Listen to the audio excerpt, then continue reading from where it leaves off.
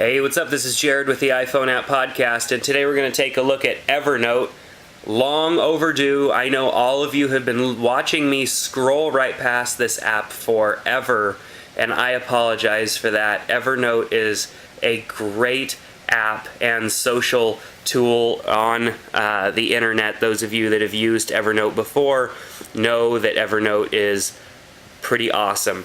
Basically, what Evernote allows you to do is take notes. It's kind of like Google Docs, but what Google Docs should be, because obviously Google Docs came out because they wanted you to be able to share documents and be able to add and edit documents on the web. Well, Evernote came along and said, wouldn't it be cool if you could take your notes with you everywhere?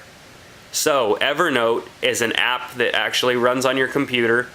It's also an app that runs on your iPhone, and it allows you to take notes or write out stuff and then share it back and forth and access it. Anything can become a note. If you click on New Note, you can text a note, snapshot a note, use a saved photo, or you do a voice note. So obviously it takes into account any situation that you are in where you need to leave a note, and then it adds it to your notes here. So if I was actually to take a voice note and record what we are doing, see right now I am recording a voice note so that we could add it to my Evernote library, and then I hit stop and then I hit save, and it gives me a chance to title it.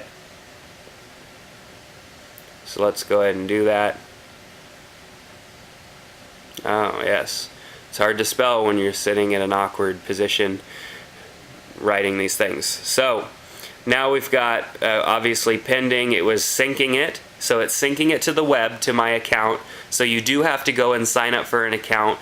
Evernote is free, but of course if you use Evernote a lot, you'll require a little bit more bandwidth, and you may have to pay a little bit. But for the average user like me, you're not going to need to pay anything to use this app. So you can go in here to your account settings, username, total notes, your account type, how long you've been a member, and then there's some other things, your monthly upload allowance. So you get 40 megabytes for free. I'm thinking that's probably more than enough for most people. And your days left in cycle, so it tells you how long until that monthly upload allowance is going to reset, and it gives you a lot of other information here. So this is a very good and in-depth app. In settings here, it's actually going to take you to the settings for your account, which I'm not going to go into right now. So let's go back into Evernote.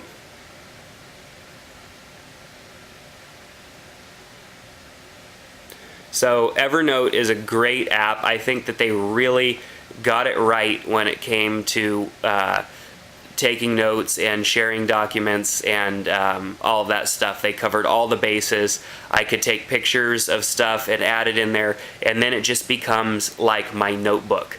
So I've got this voice note here that I made, and then I have another note that I had written out actually using the web app.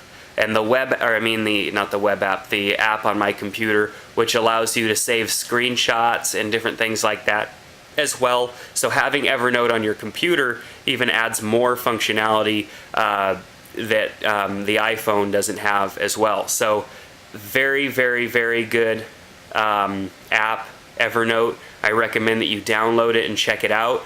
And then once you've used it and you have something to say about it, go over to the iPhoneAppPodcast.com, go to the Evernote page, and leave a review of your own on Evernote and give it a star rating. I think they deserve a 5-star rating. Evernote has been being talked about all over the web, so for a lot of us, you've probably heard of it or at least seen the name somewhere, and now you know exactly what it is that Evernote does.